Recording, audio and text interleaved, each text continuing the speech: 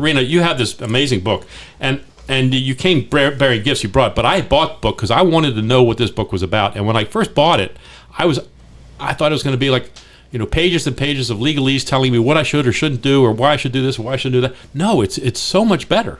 This is Las Vegas Real Estate Now with local real estate expert Harvey Blankfeld. Well, thank you. Thank you for that. It's a guide to what we need to, and it's basically a series of forms for us to complete so that we're prepared, and more importantly, the people who are going to take care of our state are prepared. And that's why you wrote it, right? That's right. So I've been an attorney for over 20 years. I've practiced in a lot of different areas: business, real estate, estate planning. Mm-hmm. And I would create these beautiful estate plans. Someone would pass away. Their family members would call me and say, "What do I do?"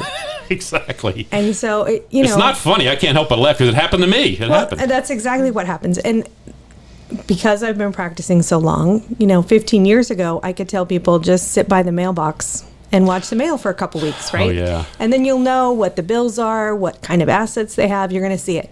Nobody gets mail anymore. No. So I started with a list for my clients. Mm-hmm. That list became like a pamphlet. And I thought, I'm just going to put it together in some kind of format. I connected with my publisher, and she's like, no, we have to make this a real book. So that's kind of what it came from. I talk a lot about my experience. My grandmother passed away. Mm-hmm. She had cancer, so we knew it was coming. Right. And the gift of that is that we had the opportunity to go through all of this stuff. Right. So I just, what do I need as an attorney to help somebody fix it, and what they need, what their kids are going to need, their family's going to need to make sure they get everything done. A dear friend of the show, Jeff, passed away a few years ago, and his significant other, Sandy, who's a good dear friend of mine, got caught with this too. He was very young. He actually produced our show for us for many years over there at KDON, and great guy, and got sick during COVID. Was in the it was just awful experience. But she said to me, "You know what? I need to help people with this because now that I'm doing it, is there a way?" I said, "Well, yeah. It's critical that people understand that when somebody passes, there's a lot of work to do." A lot of work. You don't realize it. And the work is hard, not only because it's, there's financial elements to it, there's all kinds of crazy elements to it, but in a way you feel guilty, and in a way you feel good. You feel guilty because you're kind of erasing somebody. Yeah. Do you get that? Do people tell you about that? There's definitely an emotional aspect to it, right? You want people to be able to grieve and really focus on that. Yeah. And if they're too busy worrying about what credit cards they had and what was the password for this, they really don't have the opportunity to grieve. Great point. So that's why I know this book is really good for making sure that people can just figure that out. Yeah. It's also a really good place to just write a couple of words to make somebody know that you're doing what they wanted. Yeah. And that gives somebody so much peace. Right.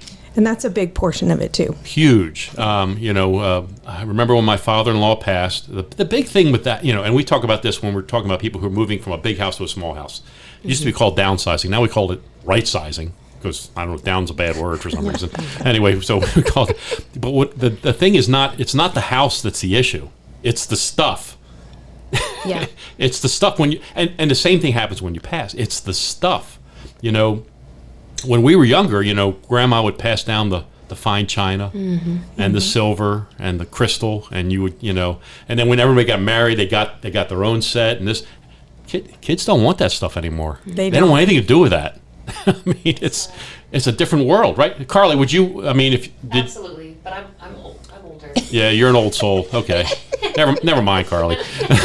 But you go to any garage sale or estate sale and you see these things that people have collected their whole lives, and now somebody's like, please just take it. Exactly. And that's hard. And it is hard. It's much better if the person can give those things away while they're alive. Yes. And maybe watch somebody else use them. Yep. Or, know that nobody else wants it and that's okay too, and they can just deal with it the way they want to. Yeah. There's so much guilt with having to get rid of grandma's china if you don't want it. That's right. It is. It's a crazy thing, but your book addresses all these issues. There's checklists and there's forms to fill out with even for the stuff. Even for the stuff, which was great. I mean, I love that you did that in there because the important things, I've got a couple of really nice watches and I have two boys. So I'm saying, okay, these watches are going to be, we'll set those aside when I'm ready. maybe I'll just give them to the boys even before I pass. Here's a nice watch for you for when you go out to a nice dinner, that type of thing. But as we think about we don't like to think about it, but we need to think about it, don't we?